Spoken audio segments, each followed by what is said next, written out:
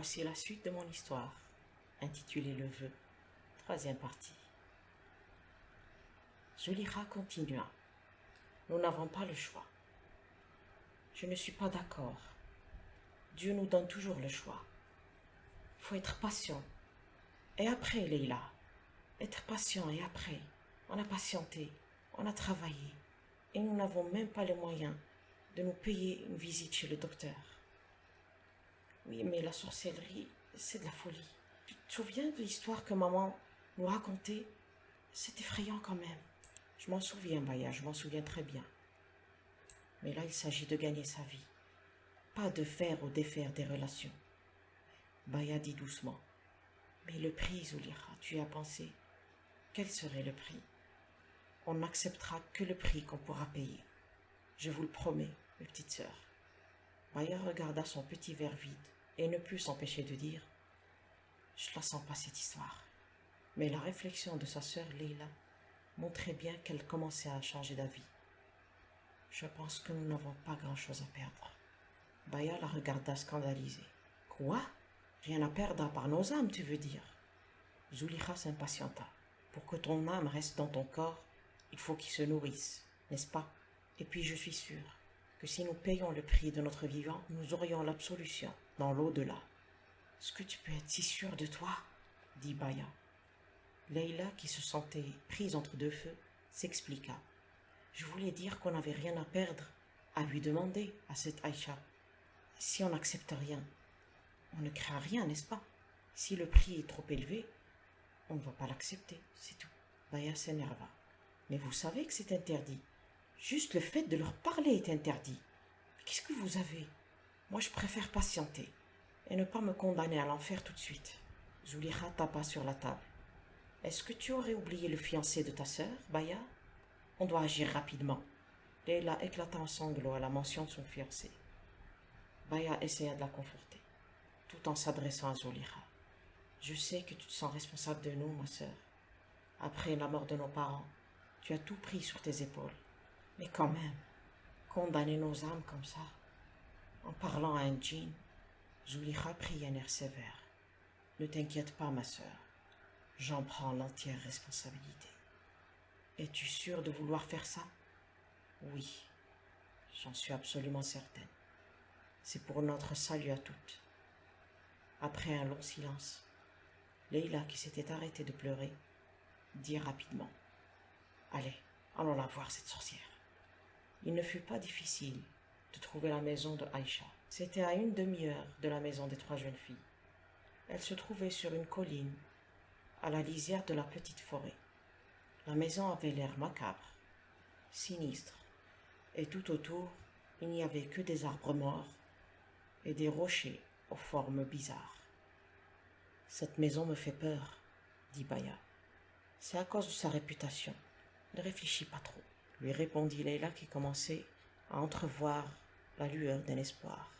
Une fois devant la porte, Zulika frappa 3 fois. Une vieille dame ouvrit la porte.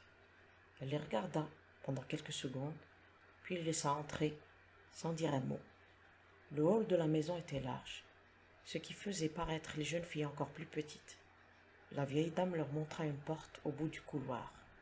« Ce doit être là, » dit Zulika. « Est-ce que tu es sûre? » dit Baya. « Sûre ou pas sûre, on y est. Allez, courage. » Les 3 jeunes filles se tinrent serrées l'une contre l'autre et marchèrent le long du couloir sur un tapis brun menant jusqu'à la porte de la chambre d'Aïcha. La porte s'ouvrit spontanément et les filles furent frappées par l'odeur très très forte du prour. Le prour était tellement épais qu'on aurait dit que la chambre était pleine de nuages. La porte se referma sur elle. Et pendant quelques minutes, rien ne se passa, et les yeux des filles commencèrent à s'habituer à l'obscurité, dévoilant une silhouette voilée, assise au beau milieu de la chambre. Zulika osa parler. « Bonjour, nous sommes ici pour chercher... » Une voix de femme l'interrompit.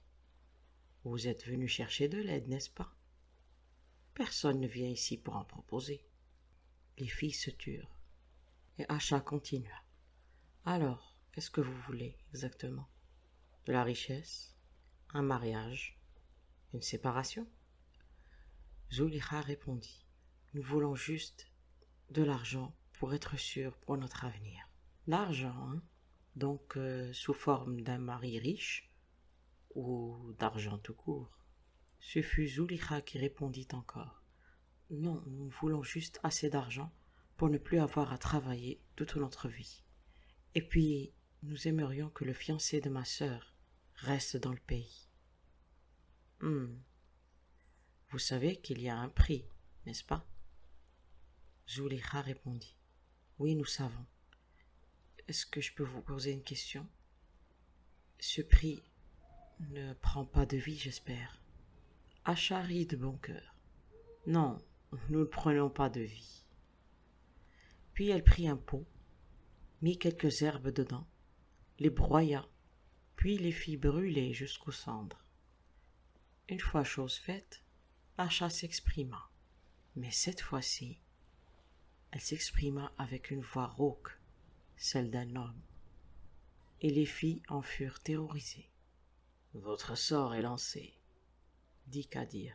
« Rentrez chez vous, et n'en sortez pas jusqu'à demain. Et cette nuit, je vous préviens, il se peut que vous voyiez des choses, ou entendiez des choses, mais en aucun cas vous ne devriez prononcer le nom de Dieu. » Les filles tremblaient, et Zulikha osa poser la question. Pourquoi? Parce que si vous prononcez le nom de Dieu, le sort sera rompu. Mais attention, le prix, vous le paierez quand même. Les filles remercièrent et s'apprêtèrent à partir. Mais soudain, Acha parla avec sa propre voix. Attendez, les filles, je vais vous donner un conseil. Le jour où vous verrez un chat rose dans votre maison, ce sera le jour du paiement. Kadir n'est pas quelqu'un de pressé, alors je vous suggère d'éviter ce signe. Plus tard vous paierez, mieux ce sera pour vous. Les filles la remercièrent et sortirent très vite. Elles arrivèrent chez elles très rapidement, tellement elles étaient angoissées, effrayées, excitées en même temps. Une fois un peu calmées, elles commencèrent à discuter. Un chat rose? Est-ce que ça existe au moins? Dit Zulikha avec scepticisme. Leila fronça les sourcils. Un chat rose? Ça doit être une blague. Tout ça était une blague. Baya refusa de se calmer. Ça n'avait vraiment pas l'air d'une blague. C'était horrible. Mais bon, ce qui est fait. On verra ce qui se passera cette nuit. Moi, je vais me faire une camomille. Comme ça, je vais dormir profondément. Je n'ai pas envie de voir ou entendre quoi que ce soit cette nuit. Quand les filles se mirent au lit, Zulikha ne put dormir. Elle était vraiment pas très à l'aise avec cette idée de bannir le nom de Dieu de son vocabulaire, même pour quelques heures. Mais quand enfin le sommeil lui vint, elle entendit Leila pousser un cri strident. « Qu'est-ce qui se passe, Leila ?»« Les ombres. »« Quoi ? Les ombres. Il y en a partout. » Zulikha se redressa sur son lit. Elle ne vit pas d'ombre. Par contre, elle entendit un bruit indéfinissable et continu. Elle décida de ne pas y prêter attention et d'aller voir sa sœur Baya.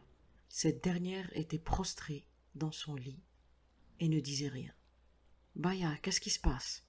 Est-ce que tu vois ou tu entends quelque chose ?» Mais Baya ne répondait toujours pas. « Parle-moi, s'il te plaît. Baya, dis quelque chose. » Mais rien.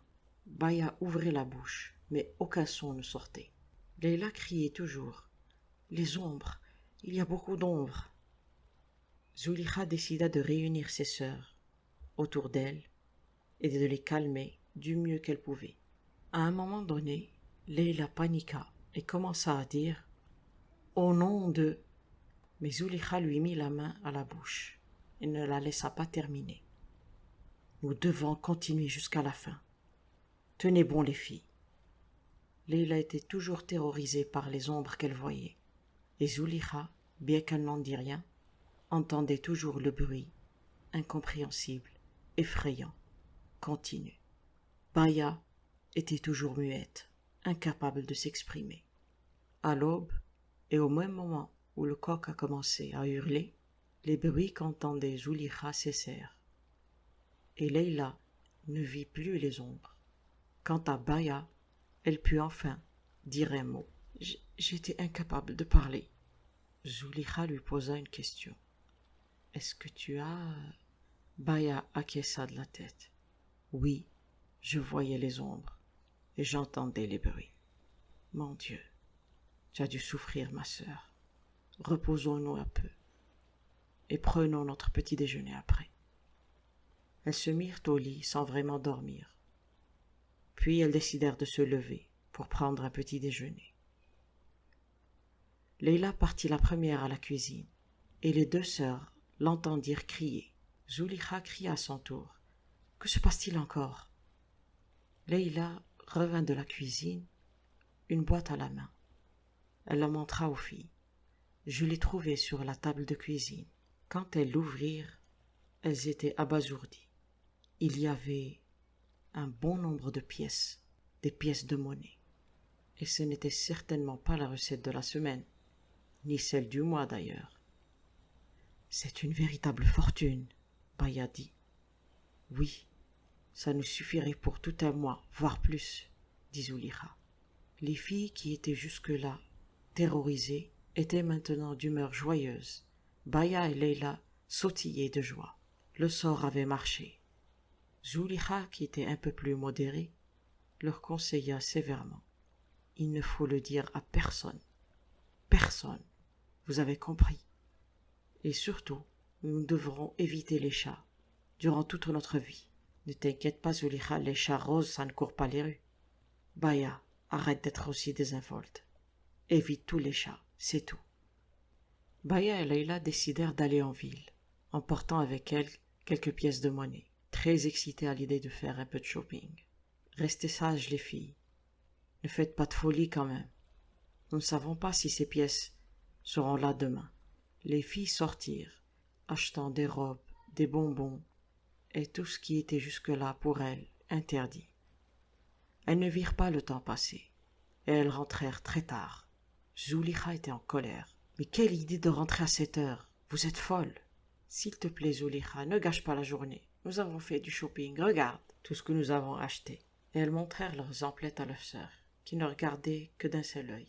Zulika était obsédée par le prix à payer. C'était une pensée qui n'arrivait pas à la quitter. Puis elle se rappela quelque chose. Leila, à propos de ton fiancé, y a-t-il des nouvelles? En fait, la liste apparaîtra dans une semaine. Mais je suis sûre que son nom n'y figurera pas. Le sort a marché. Zulika lui sourit. Elle ne voulait pas gâcher sa joie. Après tout, la première partie du contrat avait été bien remplie. Pourquoi pas la deuxième? Et effectivement, le fiancé de Leila ne fut pas enrôlé. Et tous les jours, les filles trouvaient la boîte remplie de pièces de monnaie. Elles vivaient désormais confortablement, sans avoir à travailler. Elles pouvaient aller chez le médecin quand elles étaient malades, et les invitations au mariage n'étaient plus une source d'angoisse sur le comment s'habiller d'une façon décente. Désormais, elles pouvaient mettre les plus beaux habits. Un jour, Leila et Baya virent Zulika avec un livre à la main. « Mais tu sais même pas lire !»« J'essaie d'apprendre l'alphabet. »« Pourquoi ?»« Ça a toujours été mon rêve, de savoir lire. Et puis, la paresse ne me sied point. » « Tu es vraiment drôle, Zulika. Tu devrais aller sortir et t'amuser comme nous. On l'a mérité après tout. »« Non, je ne veux pas sortir. Vas-y, Baya est déjà dehors. Moi, je préfère lire. » Mais avant qu'elle ne termine sa phrase, elle entendit un bruit, tout petit, sourd, mais terrifiant. Un bruit qui n'aurait fait peur à personne, pas même à un enfant, mais qui était pour Zulika le pire des bruits qu'elle puisse entendre. Le miaulement d'un chat. Et au même moment, Baya entra sautillant dans la maison, un chat à la main. « Mais qu'est-ce que tu fais, folle ?»« Qu'est-ce que tu as, Zulika? Ce n'est qu'un chaton. As-tu oublié les menaces de la sorcière? Tu es vraiment inconsciente. Et toi, tu es aveugle apparemment. Ne vois-tu pas que ce chat est blanc? Elle a parlé d'un chat rose, quand même.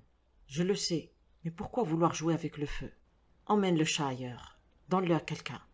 Non, je veux le garder. Il est trop mignon et je ne vois aucune raison de ne pas le faire. Zulika parla sévèrement. Nous devrions éviter tout type de chat. Blanc, noir, rose ou même pourpre. Je m'en fous, je le garde. Il est trop mignon. Zulika ne dormit pas cette nuit. Apporter un chat à la maison, mais quelle idée! Ces filles sont inconscientes, mais qu'est-ce qui se passe? Je commençais à peine à me débarrasser de cette angoisse, et la revoilà. Un jour, pendant que les filles étaient dehors, Zulika était restée à la maison comme à son habitude. Elle pensait aux préparatifs du mariage de Leila. Mais à un moment donné, son regard se porta sur le chat, qui la regardait, qui la fixait. Elle eut un frisson. Ce chat est bizarre, pourquoi il me regarde comme ça? Oh, je suis bête. Tous les chats ont un regard bizarre. Allez, je vais faire la cuisine. Mais le chat la suivit et continue à la regarder. Quoi? Tu viens m'annoncer que c'est le jour du paiement? Allez, tu es blanc comme neige. Laisse-moi tranquille. Le chat continue à regarder Zulika et celle-ci commence à paniquer. Il faut que je m'en débarrasse, ou cette angoisse quotidienne finira par me tuer. Zulika était trop gentille pour penser ne serait-ce qu'à lui faire du mal. Elle décida de lui faire peur pour qu'il parte de lui-même. Elle prit une branche en bois enflammée de la cheminée et elle essaya de faire partir le chat. Elle le titilla avec la branche, sans le toucher bien sûr, mais le chat évitait les flammes, mais ne partit pas pour autant. La jeune fille était frustrée. Elle réessaya cette fois de plus belle, mais aucun résultat. Elle le fit tellement frénétiquement qu'elle finit par se brûler elle-même. Diable, je me suis brûlée. Elle alla chercher la boîte des premiers secours qu'elle put racheter, grâce à ses pièces de monnaie, et elle en sortit une petite fiole, pleine de mercurochrome. Mais au moment où elle ouvrait la fiole, le chat lui sauta au visage, ce qui la fit chanceler et laisser tomber la fiole par terre, et le liquide rouge du mercurochrome éclaboussa tous les alentours. Zulika constata avec horreur que le petit chat blanc avait aussi été éclaboussé. Quand Leila et Baya rentrèrent à la maison, elles firent face directement à une scène d'horreur. Zulika était en train de pleurer, à chaudes larmes, portant dans ses mains un petit chaton rose, mort. « Mon Dieu !» s'écria Baya. Zulika balbutiait. « Je l'ai éclaboussé avec du mercurochrome et il est devenu rose. J'ai essayé de le nettoyer, mais il n'arrêtait pas de me griffer. Alors, je ne sais pas ce qui m'était passé par la tête. J'ai commencé à lui serrer le cou. Pauvre petite chose. Je ne voulais pas le tuer. » Zulika était envahie de culpabilité. Elle pleurait comme jamais. « Et comment as-tu... » commença Baya. « Laisse tomber, » lui souffla Leila. « Va plutôt lui faire une tisane. Moi, je vais aller enterrer le chat. » Leila prit le chaton des mains de sa sœur, qui pleurait toujours, et la tisane qu'elle but ne fit rien pour la calmer. Les filles restèrent comme ça, prostrées, jusqu'à la tombée de la nuit. Elles n'avaient jamais eu aussi peur. Peur des conséquences. Le chat rose avait fait son apparition, de la manière la plus inattendue, et toutes comprirent que c'était le moment de payer. Au soir, elles se mirent au lit, mais aucune ne put dormir. Elles étaient effrayées et elles attendaient quelque chose dont elles ne savaient rien. À l'aube, elles finirent par s'endormir d'un sommeil léger, car rien ne semblait arriver. Quelques heures après, Zulika fut réveillée par les cris de Leila. « Leila, où es-tu? Je n'arrive pas à te trouver. On s'est endormi à l'aube. Il ne devrait pas faire aussi noir. Que se passe-t-il? Je vais aller allumer une bougie. » Difficilement, dans le noir, Zulika arriva quand même à allumer la bougie. Mais elle ne voyait toujours rien. Les allumettes doivent être humides. Peu importe, je vais aller voir Leila. Cette dernière criait toujours, et Zulika, bien qu'elle n'y voyait rien, arriva à tâtons à la retrouver, assise sur son lit. Elle continuait toujours à crier, et malgré les tentatives de Zulika de la calmer, elle ne se calma pas. Pire, elle ne semblait pas entendre sa sœur. Seule Baya ne disait rien. Elle était restée sur son lit, pétrifiée. C'était la seule qui avait tout compris que c'était le jour du paiement. Et elle connaissait maintenant ce qu'était ce prix. Car elle s'était réveillée la première. Elle avait constaté très vite qu'elle ne pouvait plus parler. Elle vit sa sœur Leila se réveiller à son tour. Et cette dernière, en essayant de parler, comprit tout de suite que quelque chose n'allait pas, car elle n'entendait pas sa propre voix. Et Baya aussi avait compris, car la terreur qu'elle vit dans les yeux de sa sœur et les mots inintelligibles qu'elle prononçait expliquaient tout. Et quand Leila commença à crier, ce fut au tour de Zulikha de se réveiller. Baya vit sa sœur marcher difficilement et chercher à tâtons à la fois la bougie et ensuite sa sœur, alors que la chambre était baignée de lumière. Oui, Baya avait tout compris, mais elle ne pouvait rien expliquer, étant devenue muette. C'était ça le paiement. Zulikha avait perdu la vue, Leila avait perdu l'ouïe, et Baya avait perdu la parole. C'était ça le paiement. Le prix était fort, car, dans l'état où étaient les choses, les filles ne pouvaient plus communiquer comme avant. Les conversations à trois étaient terminées pour elles. 1 heure après, les filles étaient toujours dans leur lit, oscillant entre pleurs, prières et cris. À un certain moment, quelqu'un frappa à la porte, en insistant. Bien sûr, seuls Baya et Zulikha l'entendirent. Et comme Zulikha n'y voyait rien, c'est Baya qui alla ouvrir. Seuls Baya et Zulikha l'entendirent. Et comme Zulikha n'y voyait rien, c'est Baya qui alla ouvrir la porte. C'était un petit garçon qui souriait gentiment. « C'est le responsable de la nouvelle boutique de chaussures qui m'envoie. Il veut vous embaucher, car vous avez de l'expérience, et puis vous parlez la langue locale. Aucun problème avec les acheteurs.